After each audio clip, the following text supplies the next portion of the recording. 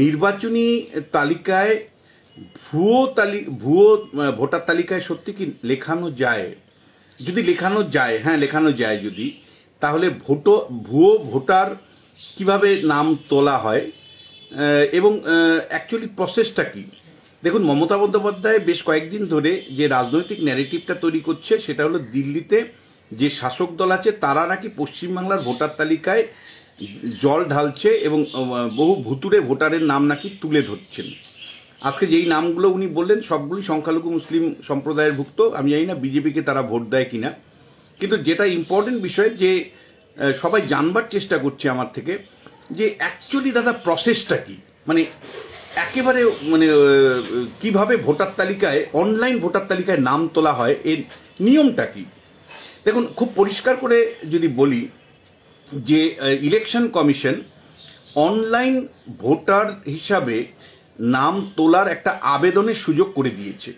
Election কমিশনের ওয়েবসাইটে আপনি প্রথমে লগ ইন করতে হবে, তাতে আপনার মোবাইল নাম্বারও দিতে হবে, ইমেল অ্যাড্রেস দিতে হবে, দিয়ে লগ ইন করলে আপনি অ্যাপ্লিকেশন আপনাকে দিতে হবে। ধরুন নতুন ভোটার হিসাবে আপনি 113 বরানগর বিধানসভা কেন্দ্রের জন্য অ্যাপ্লাই করলেন, তাহলে আপনাকে যেটা করতে হবে সেটা হলো যে প্রথমে লগ ইন করতে হবে আপনার registered mobile number, email number সহকারে।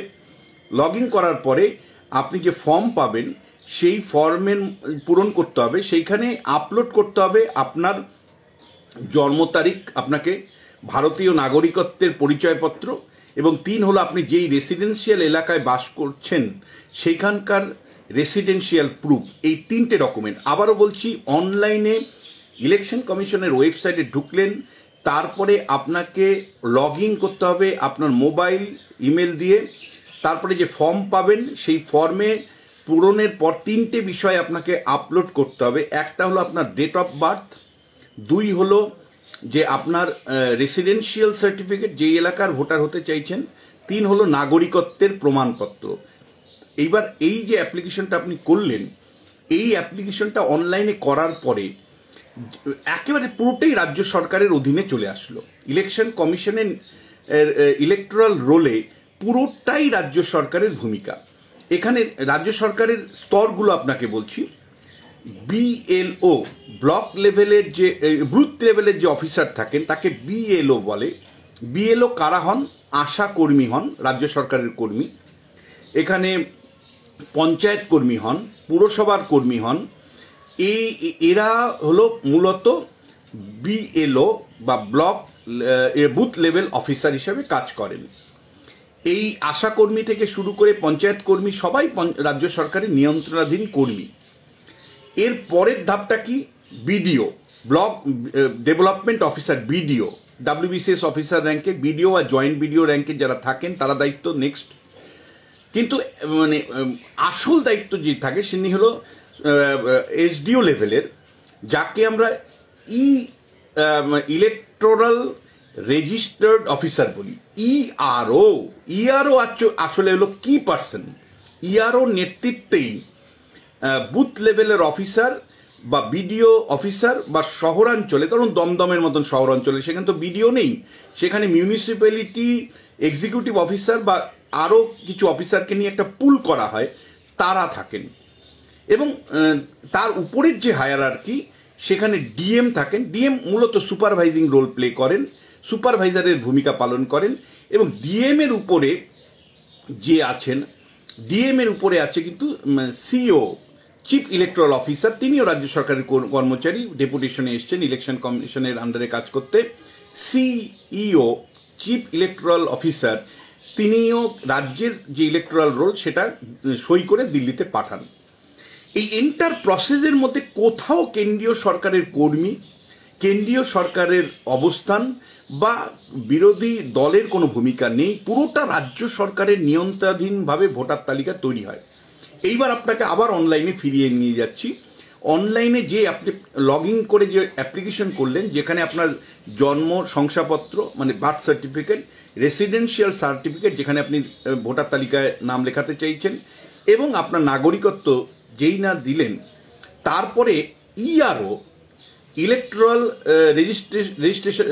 রেজিস্ট্রেশন অফিসার ইআরও সেটাকে কি করবে, বিএলওর মাধ্যমে, মানে বুথ লেভেল অফিসারের মাধ্যমে সেইটাকে তিনি যাচাই বাছাই করবেন, শুনানির দিন ঠিক করবেন।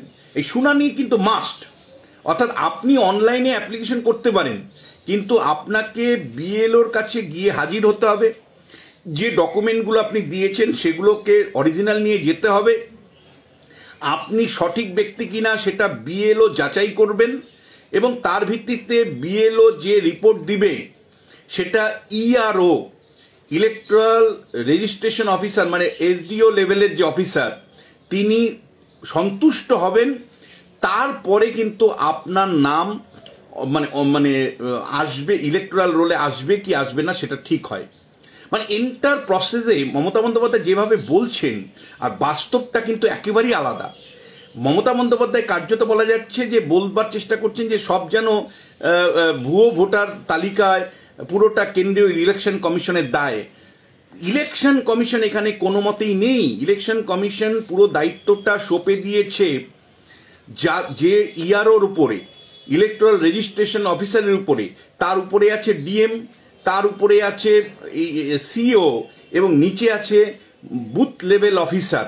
এবং মনে রাখবেন, অনলাইন অ্যাপ্লিকেশন করার পরেও আপনাকে সশরীরে শুনানিতে হাজির হতেই হবে, আপনাকে ডকুমেন্ট অরিজিনাল দেখাতেই হবে, তারপরেই একমাত্র ইআরও আপনার নাম নির্বাচন তালিকায় অন্তর্ভুক্ত করবে। ফলে যেটা তৃণমূলের তরফ থেকে বলা হচ্ছে সেটা ডাহা মিথ্যে, যেটা তৃণমূল কংগ্রেস বলছেন সেটা পুরোপুরি মিথ্যে কথা বলছেন। এন্টার প্রসেসটাতেই রাজ্য সরকারের কর্মচারীরা কোনো না কোনোভাবে যুক্ত আছেন। আর অনলাইনে চাইলেও আমি এককভাবে অনলাইনে নাম লেখাতে পারবো না।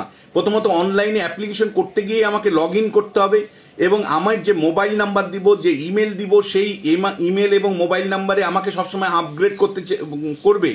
আমার যে শুনানি হবে, অর্থাৎ আমার যে অরিজিনাল ডকুমেন্টগুলো নিয়ে যেতে হবে, এবং বিএলও যারা রাজ্য সরকারের আশা কর্মী বা পঞ্চায়েত কর্মী বা পুরসভার কর্মী, তাদের সামনে হাজির হতে হবে, এটাও রাজ্য সরকারের নিয়ন্ত্রণাধীন কর্মী।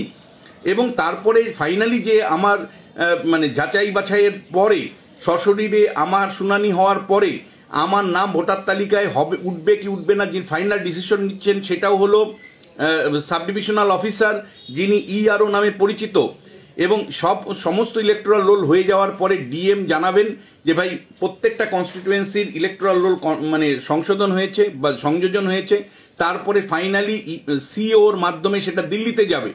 294টা বিধানসভা কেন্দ্রের জন্যই 294 জন ইআরও থাকে, যে 294 জন ইআরওই কিন্তু রাজ্য সরকারের কর্মচারী। মনে রাখবেন, মমতা বন্দ্যোপাধ্যায় খুব সচেতনভাবে পলিটিক্যাল ন্যারেটিভ তৈরি করবার জন্য, অর্থাৎ 2026-এর বিধানসভা নির্বাচনে যদি একটা পলিটিক্যাল ন্যারেটিভ এই নির্বাচন তালিকা নিয়ে তৈরি করে দিতে পারি, তাহলে সংখ্যালঘু মুসলমানদের ভোটটাকে নিশ্চিত করতে পারবো। সংখ্যালঘুদেরকে ভয় দেখানোর সুযোগ আছে যে ভোটার তালিকা দেখো নরেন্দ্র মোদী করে নিচ্ছে।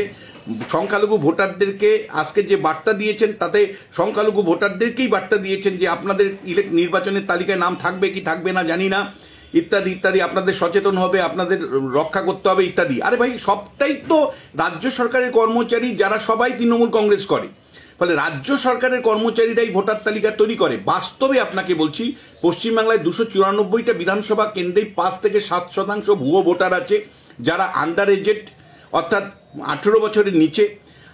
পশ্চিমবাংলায় 5 থেকে 7% যে ভুয়ো ভোটার আছে, তাদের মধ্যে অনেকের মৃত্যু ঘটে গেছে, যার জন্য দেখবেন মরা মানুষও ভোটের দিন ভোট দিয়ে যায়। 15, 16, 17 বছরের ছেলেমেয়েরাও ভোট দেয় ভোটের দিন। আবার পশ্চিমবাংলায় যারা মরে যান, তাদের নামও ভোটার তালিকায় থাকে, এবং একই নাম একাধিক বিধানসভা কেন্দ্রে থাকে, সেটা সম্প্রতি টেলিভিশনে আপনারা দেখেছেন। ফলে পশ্চিমবাংলায় 5 থেকে 7% যে ভুয়ো ভোটার তৃণমূল কংগ্রেস ঢুকিয়েছে তার মেশিনারির মাধ্যমে, সেইটাকে রক্ষা করবার জন্য, ইলেকশন কমিশনের উপর চাপ তৈরি করবার জন্য ধারাবাহিকভাবে কেন্দ্রীয় সরকার বা কেন্দ্রীয় শাসক দলের নাম উল্লেখ করে তারা বলছেন যে ভুয়ো ভোটারের তালিকায় বিজেপি এখানে কাজ করছে।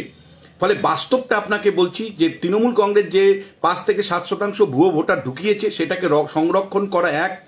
দ্বিতীয় যে বিষয়টা মাথায় রাখবেন, যে সচেতনভাবে মানে করা হচ্ছে, সেটা হলো একটা ন্যারেটিভ তৈরি করো। যদি আমি ইলেকশন কমিশনকে প্রতিপক্ষ প্রথম থেকেই করে দিতে পারি, তাহলে ইলেকশন কমিশন প্রতিপক্ষ হয়ে থাকলো আমার।